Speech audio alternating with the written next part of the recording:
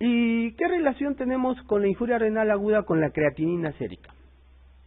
¿Qué es? ¿De dónde sale el marcador de creatinina? ¿Qué es lo que mide indirectamente la creatinina? Entre paréntesis, ¿qué es lo que mide indirectamente la urea y qué es lo que mide indirectamente la creatinina?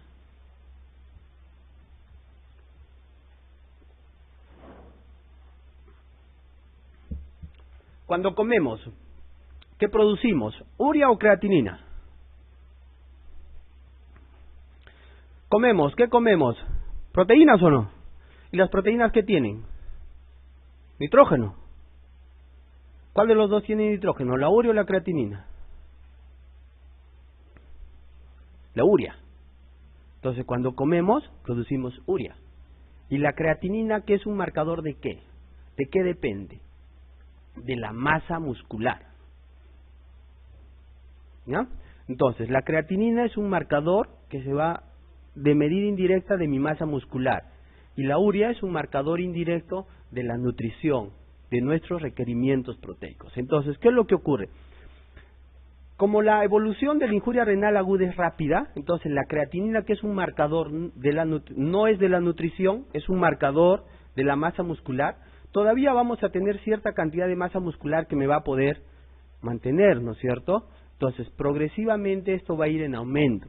Es decir, la creatinina no es un marcador reciente, es un marcador tardío de la injuria renal aguda, que generalmente se presenta 48 horas después. ¿Ya?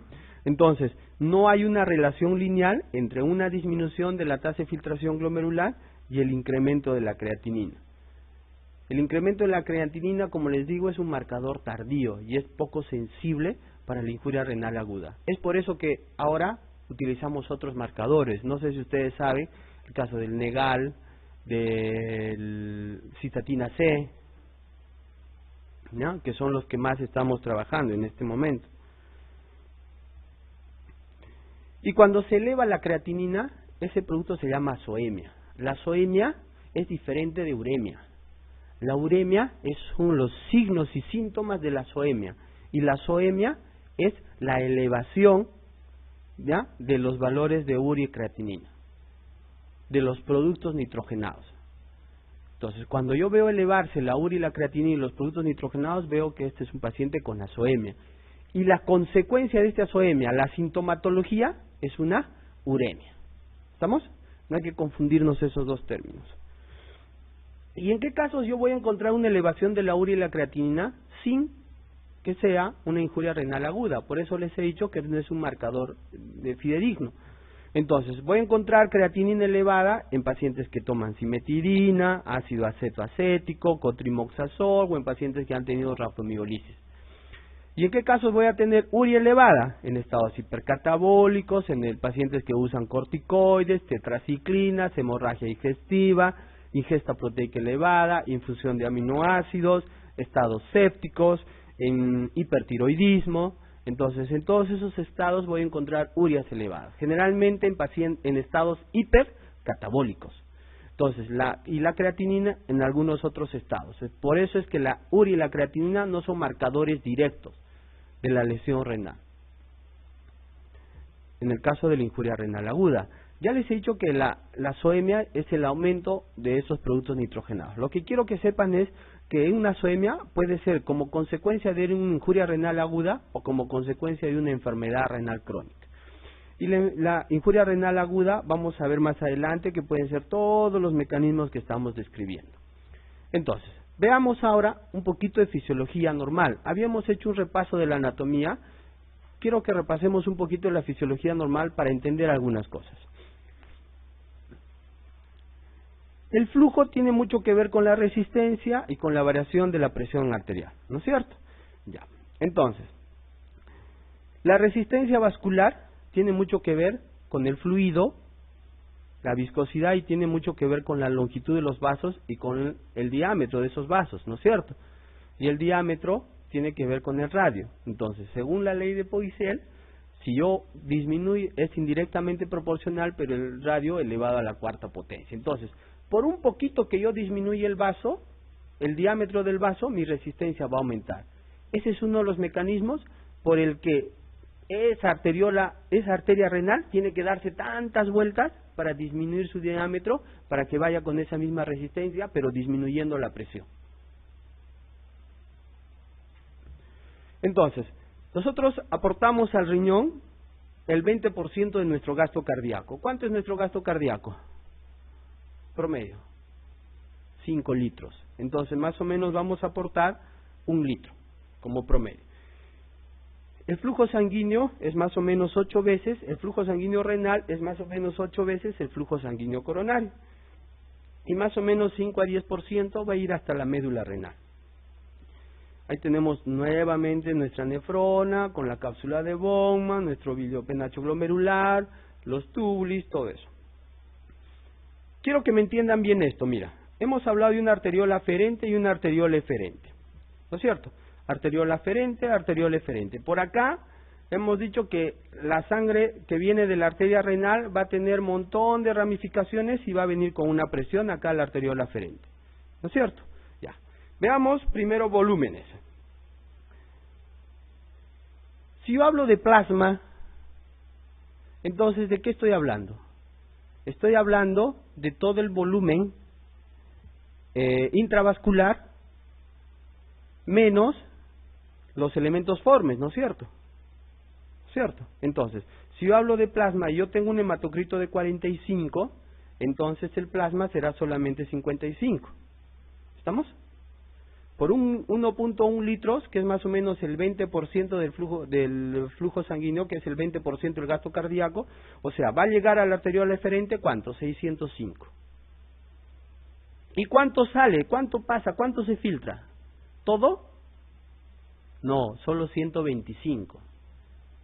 ¿Ah? Solo se filtra 125. Entonces, hay una diferencia que deja de filtrarse. Esta es la diferencia que se va a ir por la arteriola eferente, va a formar la vasa recta y posteriormente va a formar las venas renales para nuevamente regresarse por toda la circulación. Entonces, no es todo, sino es una parte. ¿Y qué parte es eso? ¿Qué parte es de 605 al 125? Aproximadamente el 20%. Eso se llama fracción de filtración, ¿ya? Que es una relación entre flujo plasmático renal sobre la tasa de filtración glomerular, que es más o menos el porcentaje que debería transformarse en orina. ¿Por qué le estoy diciendo tanto de esto? ¿Qué pasa si es que mi sangre, si es que yo llego en un shock hipovolémico? ¿Cuál se va a disminuir? ¿Disminuirá esto? Sí, probablemente. Lo que va a llegar a la sangre va a venir disminuido o no, si estamos hablando de un shock hipovolémico. ¿El volumen sanguíneo va a ser menor o no? Muy bien. Si este volumen sanguíneo es menor, ¿este 605 será menor o no? Sí. ¿Y este 125 tendrá que variar? ¿Esta tasa de filtración glomerular tendrá que variar? No. No debe de variar. Tiene que tratar de mantenerse ese 125. Entonces, va a tener que sacar toda la cantidad de agua, ¿ya? Tratar de mantener siempre el 20% y lo que va a ir disminuyendo este 480. ¿Qué es lo que pasa? Cuando la función renal cuando el mecanismo de autorregulación renal se altera, ya, se altera esto. Entonces, shock hipovolémico, hay poco volumen, no puedo orinar, está alterada la función. Entonces viene a ser, ¿qué cosa? Las injurias renales agudas, oligoanúricas. ¿Estamos? Entonces, de tal manera el riñón ha mantenido un mecanismo de autorregulación renal que ha mantenido este porcentaje de fracción de filtración, de tal manera que sigue orinando, pero a expensas de sacar mayor cantidad de agua de este flujo sanguíneo y disminuyendo este volumen que va a ir por la arteriola aferente. Digamos, miren, si 480 va a ir por la arteriola aferente y va a terminar en ir a las vasas rectas y después va a ir terminar de irrigar los túbulos y después va a formar las vasas rectas. ¿Estamos? ¿Qué pasaría si estos 600 se convierten en 400? Va a seguir los 125. ¿Cuánto quedaría acá? 280 o 300, ¿sí o no? Esos 300 es la tercera parte de esto, ¿o no? Entonces esos 300 va a dejar de irrigar algunos túbulis, y va a disminuir la formación de esas vasas rectas, de esos vasos rectos. Y al tener menos concentración de sangre a nivel de esos vasos rectos, el mecanismo contracorriente no va a actuar. ¿Estamos? Entonces, ese es uno de los mecanismos de autorregulación renal que vamos a ver ahorita. ¿Y por qué actúan todas esas formas? ¿Por qué solamente 125? Acá tiene que ver lo que es la ley de Starling. La ley de Starling es con cuánto de presión con cuánto de presión va a pasar a los túbulis. Va a ir del arteriol aferente y va a pasar a los túbulis. Esta es en sí la fórmula del Starling. Para que ustedes se acuerden fácil. Miren, la presión con la que va a venir acá va a ser la presión hidrostática, que es en otras palabras la presión sanguínea, 55. También para que ustedes me entiendan, es por eso que yo les decía que al principio que no puede ir con la misma presión con la que sale la arteria renal de la aorta. Si fuera 80, se lleva más de 125, ¿cierto? Entonces ya habría poco volumen para terminar de perfundir los túbulis, ¿ya? Entonces solamente debe ser su 125, de tal manera que esa presión debe tratar de llegar a 55. Por eso es que se pierde en toda esa irrigación. Esta presión hidrostática menos la presión oncótica, y la presión oncótica está dada por las proteínas, ¿no es cierto? Listo, 55 menos 15. Y además, ¿quién más va a participar? La presión hidrostática, pero en el lado contrario. ¿Ya? Entonces, sumamos esto, acá tenemos 45 y acá sumamos 55 y mi presión neta de filtración es 10. ¿Por qué acá no hablo de presión oncótica? Porque normalmente no debería pasar nada de albúmina. Entonces, si pasara algo de albúmina en los pacientes con síndrome nefrótico, hay otra presión más que va a ayudar a jalar más. Entonces, esa va a ser la presión oncótica. Entonces, fácil de entender.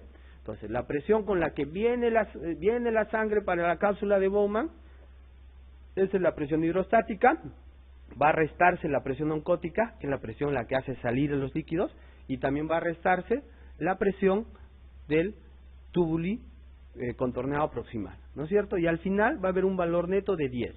Esa es la idea de la ley de Starling. ¿Ya? Entonces ya saben dos cosas. Mira, ¿por qué estos 55 tiene que disminuirse esa velocidad o esa presión? ¿Ya? ¿Y por qué no debemos de perder proteínas? Entonces, al tener todo eso, va a haber unos determinantes de la filtración glomerular. ¿Cuáles son? La presión en la cápsula del capilar glomerular, ahí está la presión hidrostática, la presión oncótica, de la cápsula de Bowman, la presión hidrostática y la presión oncótica, pero esta presión oncótica es 0, y esta permeabilidad y la superficie. Y este KF es una constante.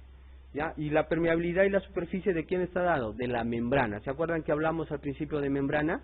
De esa membrana, de la cantidad de poros, del tamaño de los poros. Entonces, se dan cuenta que todo eso participa para que pase la cantidad de orina que debe ser filtrada. Y este es suma nada más, mira, presión hidrostática menos la presión oncótica menos la presión hidrostática de la cápsula de Bowman. Y esta es la presión neta de ultrafiltración, que es más o menos 10.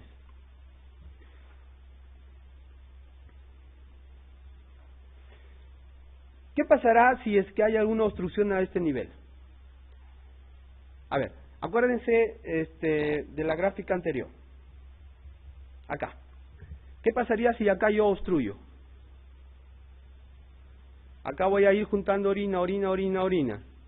¿Y qué va a pasar con esa presión hidrostática? ¿Va a aumentar o disminuir? ¿Va a aumentar o disminuir? Aumenta. Y si aumenta la presión de filtración, ¿qué va a pasar? ¿Aumentar o disminuir? Mira, ¿para dónde está yendo esta presión hidrostática? En el lado contrario, ¿sí o no?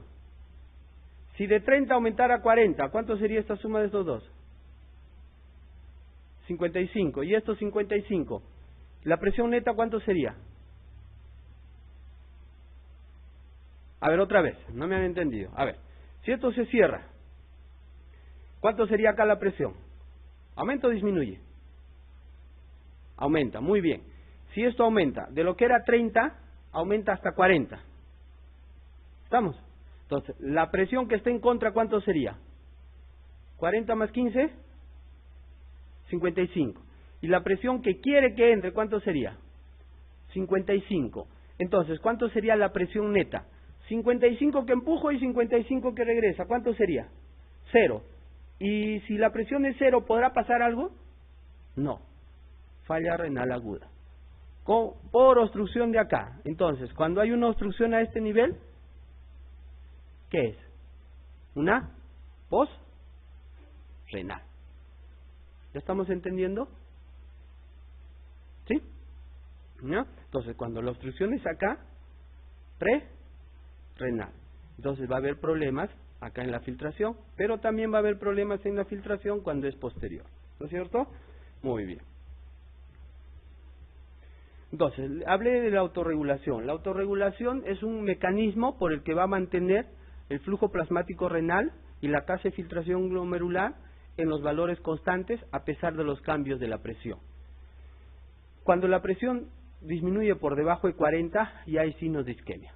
Hablábamos de la presión hidrostática, ¿cuánto era? Les dije, 55, ¿no es cierto? Cuando eso disminuye por debajo de 40, ya va a haber signos de isquemia y entonces la tasa de filtración glomerular también va a disminuir.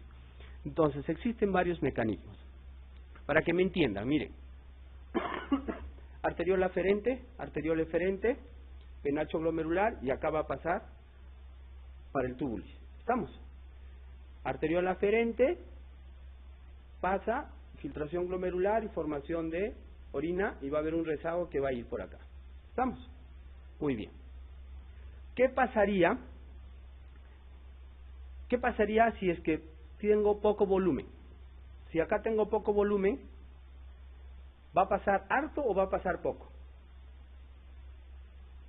Va a pasar poco, ¿no es cierto? Entonces va a haber acá en el túbulo un sensor. Va a decir, tengo poco volumen. Si tengo poco volumen, ¿qué debo hacer? Para que no se malogre ese riñón, me va a decir, ya, tienes poco volumen, entonces aumenta la cantidad que debe pasar al riñón. Entonces, ese sensor va a ir a la arteriola aferente.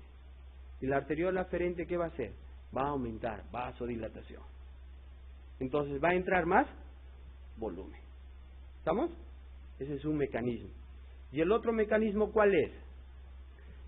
El otro mecanismo dice, ya, pasa, hay poco volumen, pasa el túbulo contorneado. El túbulo contorneado o el túbulo distal dice, sensa poco volumen. No, tenemos que aumentar volumen. Entonces, el otro mecanismo, ¿a quién va a llamar? A la arteriola eferente. La arteriola eferente va a decir, ya, yo lo que necesito es que haya más volumen acá para que pase. Lo cierro. ¿Estamos? Entonces, ¿cómo trabajan la arteriola aferente y la arteriola eferente? ¿No es cierto? Y acá viene la diferencia que ustedes tienen que saber. Hoy día tienen que irse sabiendo bien esto. ¿Quién actúa en la arteriola eferente? Eferente. ¿Quién actúa? La renina, angiotensina, la aldosterona. ¿Estamos? Ahí actúa la aldosterona, la arteriola eferente. Para que no se olviden, es los YECAS. ¿Los YECAS qué son? Inhibidores de la enzima convertidora de la angiotensina, ¿no es cierto? YECAS, eferente. YECAS, eferente. O sea, acá actúa la aldosterona. Y cuando yo doy YECAS, ¿dónde voy a actuar? ¿En la aferente o en la eferente? Eferente. ¿Estamos? ¿Estamos? Ya. Los otros, antiinflamatorios. ¿Dónde actúan? Aferente. Los antiinflamatorios, ¿qué hacen? Disminuyen la síntesis de prostaglandinas, ¿no es cierto? Y entonces, cuando yo doy antiinflamatorios, ¿dónde estoy lesionando? ¿En la aferente o en la eferente o en la aferente? Aferente. Entonces, ¿acá quién actúa? Si acá estoy inhibiendo la síntesis de prostaglandinas, entonces acá actúan las prostaglandinas y el óxido nítrico. Dilatación, vasoconstricción, la interleuquina 1 y la interleuquina 6. Y en el otro caso, ¿quién actúa? La aldosterona. ¿No es cierto? Dilatación o vasoconstricción. Entonces, no se olviden. Los YECAs, la arteriola eferente. Y cuando yo doy antiinflamatorios, ¿dónde actúan? Arteriola aferente. ¿Estamos? Entonces, esos son los dos mecanismos de autorregulación renal, ¿ya? Y el mecanismo de autorregulación renal permite mantener en variaciones de presiones. Entonces, yo debo mantener una presión de entre 80 y 120 o 160 y mantener un radio de filtración, miren, el radio de filtración debe ser normal. Cuando esta presión empieza a disminuir menos de 60, esta filtración glomerular empieza a bajar. Y cuando es ya de 40, ya se produce isquemia. Entonces, ahora vamos a ver un poquito de fisiopatología. Entonces, ya les había adelantado algo. La injuria renal aguda puede producirse por tres cosas. A nivel prerrenal, o sea, antes de llegar al riñón. Si es antes de llegar al riñón, es antes de la nefrona. ¿A qué nivel? Arteriola aferente, en la cápsula de Bowman o en el túbulis. Prerrenal, antes del riñón. ¿Dónde sería? Prerrenal, antes de llegar al riñón. Si yo digo, si mi riñón, hago una analogía que mi riñón va a ser el glomérulo. ¿Quién está antes del glomérulo? ¿La aferente, la eferente, el túbulo o la misma cápsula? ¿Quién está antes del penacho glomerular? La aferente, ¿no es cierto? Entonces ahí va a ser el prerrenal. Es decir, antes de llegar al riñón. La renal en el mismo glomérulo. ¿Ya? Y en el mismo glomérulo y en el intersticio. Y la posrenal va a ser después, en los túbulis, ¿no es cierto? Más o menos para hacer esa analogía. Y en el prerrenal será en las arterias renales. Alguna obstrucción acá va a ser prerrenal. Renal en el mismo riñón y el posrenal alguna obstrucción a nivel de los uréteres, ¿no es cierto? Ya, mira. Y las causas principales son las prerrenales. El 60% son prerrenales. La intrínseca o renales son solamente el 30%, pero eso se pueden diferenciar. En nefritis intersticiales, glomerulonefritis y en necrosis tubular aguda, que es la mayor cantidad, el 85%. Y esta puede ser isquémica o tóxica. La tóxica, acá lo incluimos, ¿ya? El uso de algunos medicamentos nefrotóxicos. Y acá tenemos, miren, un montón de patologías que me van a condicionar la injuria renal aguda. Tanto prerrenal como parenquimatosa o intrínseca, como posrenal. ¿Se acuerdan que les hablé de la hipercalcemia, no es cierto? Ahí está. Hipercalcemia. Entonces, ¿cuáles son los criterios diagnósticos para una injuria renal aguda? Existen dos formas de clasificación. El criterio Rifle y los criterios Akin. Los criterios Rifle, ¿se acuerdan? Riesgo, injuria, falla, pérdida y pérdida sostenida, ¿no es cierto? Entonces, riesgo, injuria, falla, pérdida y pérdida sostenida. Mira, riesgo, aumento de la creatinina 1.5 veces, injuria 2 veces, falla 3 veces. ¿Ya? Y pero tiene dos parámetros, o mide la creatinina o mide el flujo urinario. En el flujo urinario 0.5 por 6 horas, 0.5 por 12 horas en la injuria, y en la falla 0.3 por 24 horas o una anuria de 12 horas. ¿Estamos? Entonces, para estos criterios puede utilizarse cualquiera de los dos. El de peor, el que peor esté. ¿Estamos? Ahora, pero ¿cuál es el problema que tenemos? Mire, acá dice incremento de creatinina sérica 1.5 veces. Para determinar este incremento de creatinina sérica, necesito saber cuál era su creatinina basal o no. Entonces, el problema es que necesito saber creatininas basales. Y lo otro que habíamos dicho, que la creatinina se eleva tardíamente, más o menos 48 horas. Entonces, uno de los parámetros que mejor podemos utilizar es la diuresis. Pero habíamos dicho que puede haber injurias renales agudas no oligúricas, es decir, pacientes que están haciendo falla renal aguda pero que siguen orinando. ¿Estamos? A ver, les doy un ejemplo. ¿Qué pasaría si yo tengo un paciente con una creatinina en 1 y me llega a los 5 días con una creatinina en 5 y orina 2000 en todo el día? ¿Cuál sería? ¿Riesgo, injuria o falla? Creatinina basal 1, llega creatinina en 5, orina 2000. ¿Cuál sería? A ver, ¿su creatinina se eleva 1.5 veces? De 1 a 5, ¿se eleva 1.5 veces? No. ¿Se habrá elevado 2 veces? ¿Se habrá elevado 3 veces? Se ha elevado más de 3 veces, ¿no es cierto? Entonces, por la creatinina sería falla. Pero está orinando. O sea que no va a haber problemas con el flujo urinario. Por el flujo urinario podría ser este. Podría. ¿Y cuál de los dos le doy? ¿Cuál de los dos criterios le doy? El peor de los dos. ¿Ya? Le doy el peor de los dos. Entonces tengo que utilizar el peor que tiene. Entonces en este caso tendría que ser falla. Les doy un ejemplo contrario. Tengo un paciente con una creatinina en 1 y a los 2 días tiene creatinina en 1. Pero su flujo urinario es de 0.3 cc por kilo por hora, 12 horas. ¿Cuál es? ¿Su creatinina ha variado? No. Entonces de estos no podría hacer nada. Es más, no estaría en este criterio, ¿no es cierto? Si yo utilizo solamente el criterio de las creatininas, hasta no sería falla renal.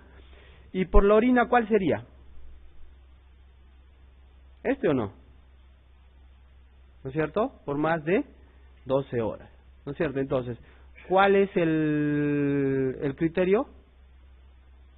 Injuria. ¿No es cierto? Entonces, se utiliza el que peor esté. Entonces, no solamente se utiliza creatinina o se utiliza la diuresis, sino que puede evaluar los dos y se utiliza el que peor esté, el peor estadio que me dé. Y el otro criterio es el criterio de Akin. Este criterio de Akin tiene 3 nada más, 3 parámetros. Entonces, igual es una elevación mayor de 0.3 o una elevación de 1.5 a 2 veces respecto al valor basal. Igual necesitamos un valor basal. Igual es una disminución del flujo urinario menor de 0.5. Entonces, ¿cuál es el problema de estos dos criterios diagnósticos? Que necesito una creatinina basal. ¿Ya? Acá comparando los criterios, tanto Rifle como Akin, entonces es bien fácil. El Akin 1 es más o menos lo que coincide con el riesgo, el Akin 2 es el que coincide con injuria y el Akin 3 es el que coincide con la falla. ¿Ya? Y la pérdida es pérdida de la función renal mayor de 1 mes y la pérdida sostenida es una enfermedad renal mayor de 3 meses. ¿Ya?